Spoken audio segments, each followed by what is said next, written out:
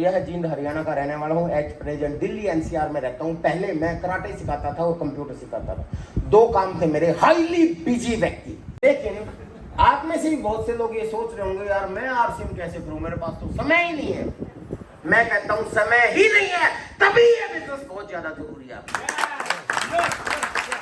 अगर समय नहीं है और आप व्यस्त हो, समय नहीं है आपके पास, तो आपको आरसीएम की बहुत ज्यादा जरूरत है। ये आपको समय दे सकता है।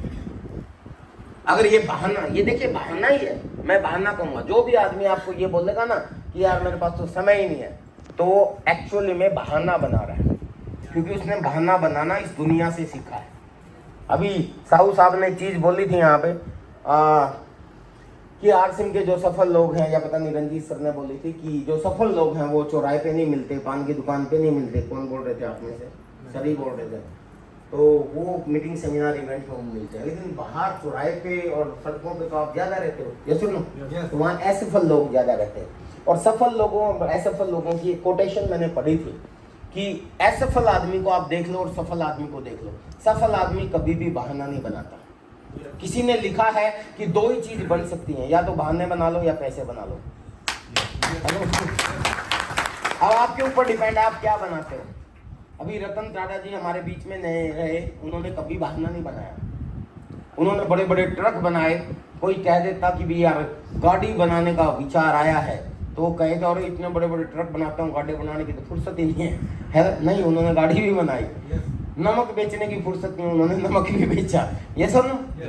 अब धीरू भाई अंबानी और इनका देखा जाए तो इनका कपड़े का काम था, रिफाइनरी का काम था, बाद में वो आम भी बेचने लगे। हेलो, इन्होंने कभी बहाना नहीं बनाया। तो वर्ल्ड के जितने भी कामयाब आदमी है वो कभी भी बहाना नहीं बनाते।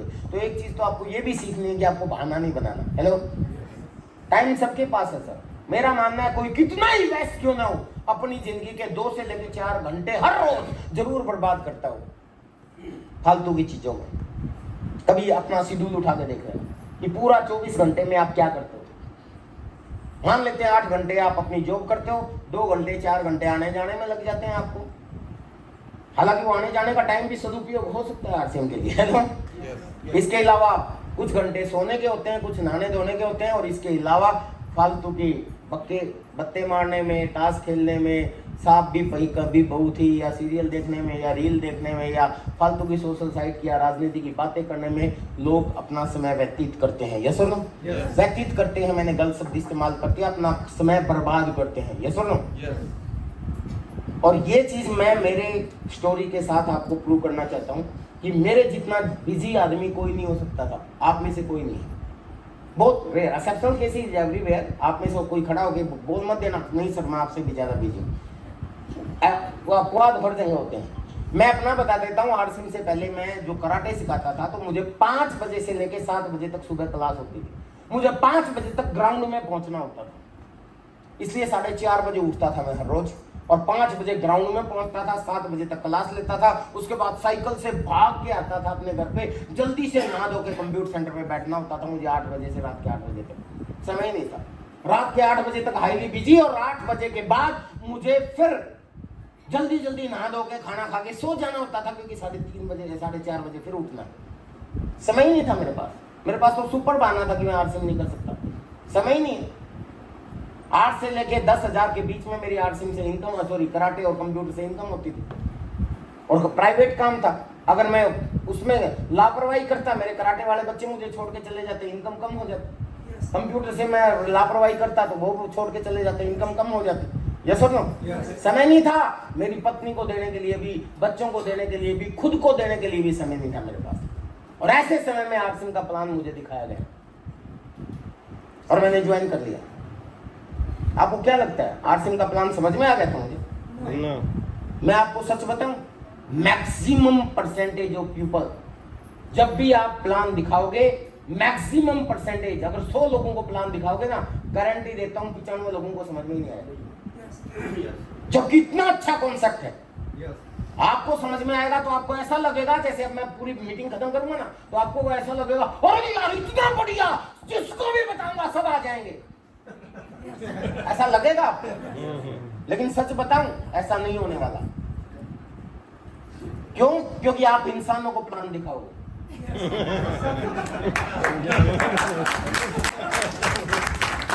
अब आप सोच लो तो क्या सर गधों को प्लान नहीं, प्लान तो इंसानों को ही दिखाना है। हेलो, पर इंसानों को प्लान दिखाओगे तो इंसानों की फितरत भी पता होना चाहिए। जैसे जो रेप्टाइल के साथ काम करता है, रेप्टाइल मतलब वो जो क्या बोलते हैं, सांप जंतु जो रेंगने वाले हैं, जंगल में करते हैं ना, आप तो जंगल के एरिया में रहते हो, तो जो आदमी रेप्टाइल के साथ काम करता है उनको रेप्टाइल की स्वभाव का पता होना चाहिए, तभी वो काम कर पाएगा। ये सुनो, किसी को हाथियों के साथ काम करना है तो हाथियों के स्वभाव का पता होना चाहिए, तभी वो उसके साथ सर्वाइव कर सकता है। ये सुनो, किसी को जंगल में काम करना है तो जंगल का पता होना चाहिए उसको। यस, किसी को ऑफिस में होटल में काम करना है तो होटल के एटमॉस्फेयर का पता चलना चाहिए। जैसे मैंने बताया था, मेरा नाम विजय विरोधिया जी, हरियाणा का रहने वाला, पहले कराटे कोच और कंप्यूटर सेंटर चलाता था। बैकग्राउंड मेरा बहुत पुअर रहा है। मैं कैसे गरीब परिवार में पैदा हुआ, जितना गरीब आप में से कोई भी नहीं हो सकता, क्योंकि आप यहाँ बैठे हो तो टिकट लेके बैठे हो। ये सुनो, तो इसका मतलब पैसे थे तभी तो बैठे हो, है ना? ये सुनो, मेरे पास नहीं, मैं बहुत गरीब परिवार में पैदा हुआ। एक ऐसे गरीब परिवार में पैदा हुआ जिसके घर में अपनी कोई छत नहीं थी। मैं एक ऐसे घर में पैदा हुआ जो घर मेरा था ही नहीं, मेरे पापा का भी नहीं था, किराए के मकान में किसी और के घर में हम लोग रहते थे। अब आप सोच रहे हो कि जी काम के सिलसिले में आए होंगे आपके पापा, बिल्कुल सही कह रहे। रामराय गांव में बिजली के खंभे गढ़ने का काम चल रहा था और मेरे पापा जी बिजली बोर्ड में मजदूर का काम करते थे, पोल गाड़ते थे।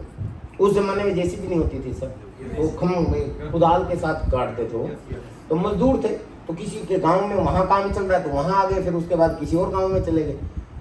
फिर अब आप सोच रहे होगे फिर तो आपका गांव में तो घर होगा, तो मैं आपको बता दूं नहीं, मैं इतना गरीब परिवार से था कि हमारा गांव में भी घर नहीं था, ना खेत थे। मेरे दादाजी भी मजदूर थे, वो किसी और के खेत में काम करते थे।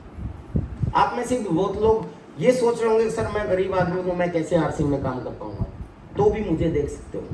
आपको ये लगता है कि मैं बिजी आदमी हूँ, मैं कैसे कर पाऊंगा, तो भी आप मुझे देख सकते हो। मैं कर सकता हूँ तो आप सब लोग कर सकते हैं।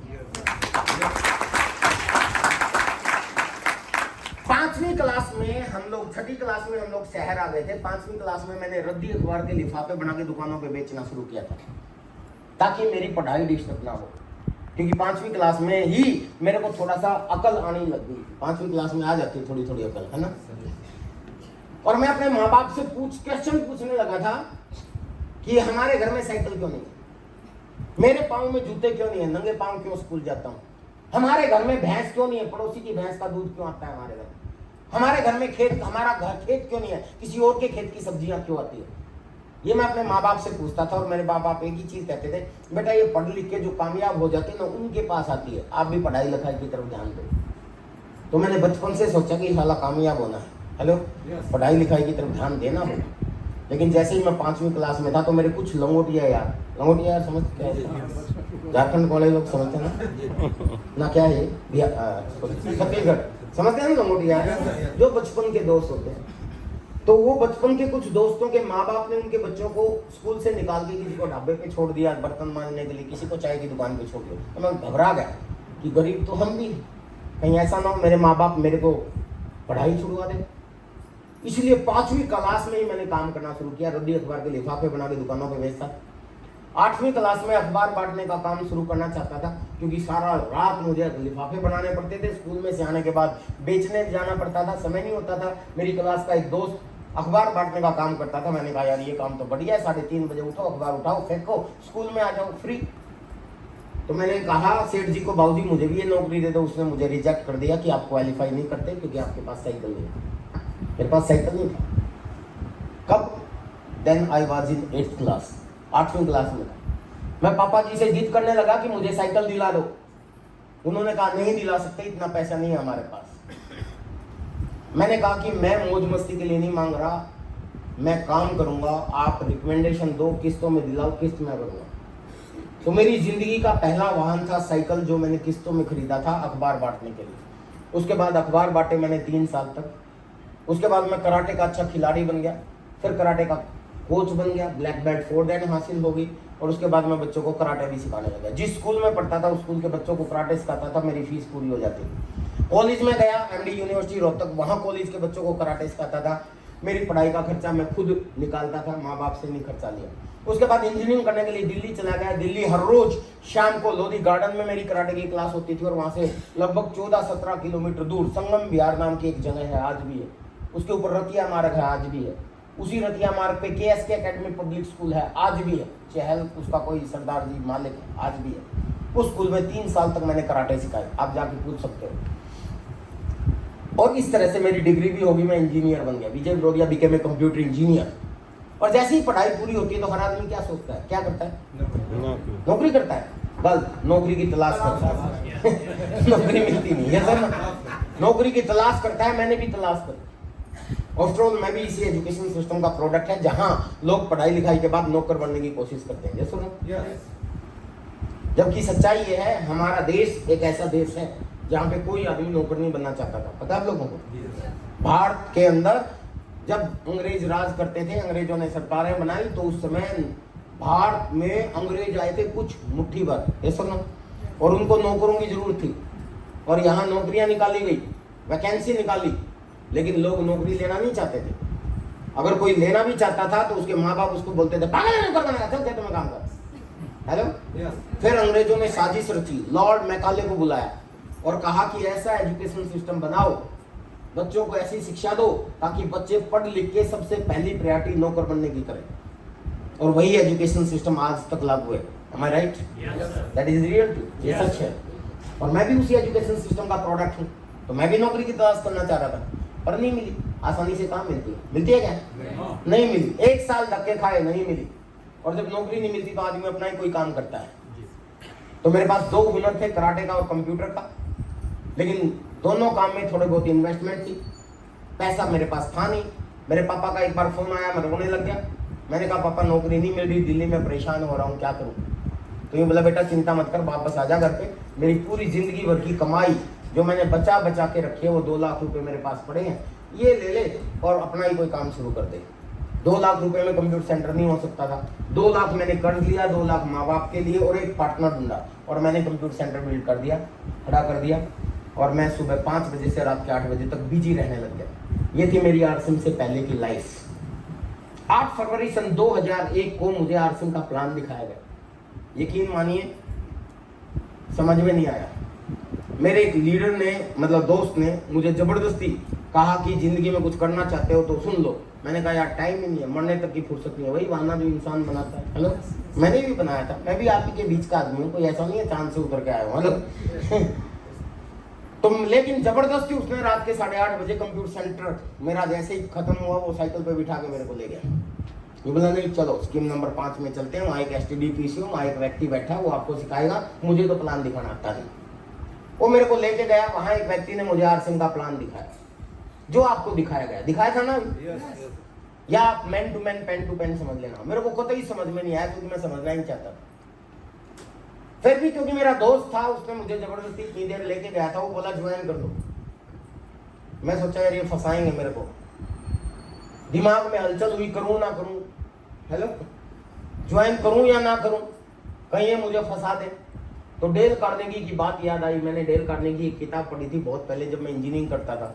उसके अंदर एक सेंटेंस था, if you worrying about something assess ultimate loss first and then compromise with that stage। इसका मतलब हिंदी में बनता है, यदि आप किसी काम को लेके चिंतित, परेशान या दुखी है, तो उस काम में आपका नुकसान क्या हो सकता है, ये सोच लो। और उस नुकसान से अगर आप कॉम्प्रोमाइज कर सकते हैं तो टेंशन दूर। तो मैंने भी सोचा कि ये कह रहा कि आरसिम ज्वाइन करो, ज्यादा नुकसान क्या हो सकता है अगर मैं कर भी लूं तो मैंने पूरा खंगाला प्लान को कि क्या है इसमें, ये क्या कहना चाह रहे हैं। तो निचोड़ निकला कि आरसिम वाले कहना चाह रहे हैं कि खरीदो और कमाओ। भी उस दुकान को बदल के इस दुकान से सामान खरीदो, WCM को छोड़ के आरसिम से जुड़ जाओ और पैसे कमाओ। आरसिम से खरीदोगे तो पैसा आएगा। मैंने सोचा कि अगर ये झूठ बोल रहे हो और मेरे को फंसाना चाह रहे हो तो क्या हो सकता है, हो सकता है कि नहीं आएगा। तो आज से पहले कौन सा आ रहा था? तो मेरे दिमाग में आया कि आज से पहले कौन सा आ रहा था। अगर ये झूठ नहीं बोल रहे हैं आरसिम वाले और ना भी आया तो कौन सी तोप चल जाएंगी। सिर्फ ये एक छोटी सी चीज मेरी समझ में आई थी। और मेरे हरियाणा के बड़े बुजुर्गों ने इसी बात को बहुत अच्छे अंदाज में कहा। बड़े बुजुर्गों ने कहा कि बेटा, मतलब मैं नहीं कह रहा हूँ, बड़े बुजुर्गों ने कहा, उन्होंने कहा कि बेटा, जिस काम के करने में नुकसान की कोई संभावना ना हो और फायदे की जरा सी भी गुंजाइश नजर आए ना, कर देना। तो मैं आप सब लोगों को ये कहना चाहता हूं कि आरसीएम की सबसे बड़ी खूबी यही है कि यहाँ नुकसान की कोई संभावना नहीं। हेलो, हो सकता है तो सिर्फ फायदा हो सकता है। विजय विरोधिया का 23 साल का अनुभव है। मैं गारंटी देता हूं, हर स्टेज पे जाके ऐलान करता हूं, it's not even a single person in 23 साल में कोई आरसीएम में आया हो और ये कह दे कि मैंने आरसीएम ज्वाइन किया था और मेरा पैसा नहीं आया, मुझे कटवा लूंगा आपके।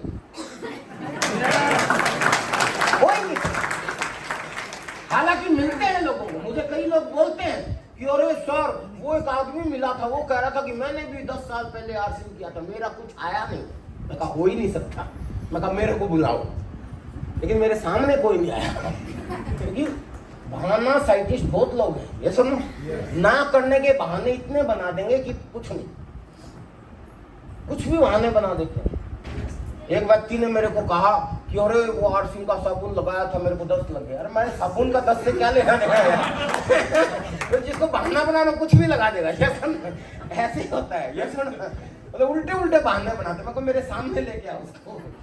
तो ऐसा कोई आदमी हो ही नहीं सकता जो ये कहे कि मैंने आरसीएम ज्वाइन किया था और उसका पैसा ना आया हो। Quite impossible. Vijay Virodhiya guarantee देता है, ज्वाइन करोगे तो आएगा, चाहे आया कितना ही। यस सर, ये खूबी है, यानी आपका नुकसान कुछ नहीं हो सकता। तैयार हैं? फायदा कितना हो सकता है? Sky is the limit.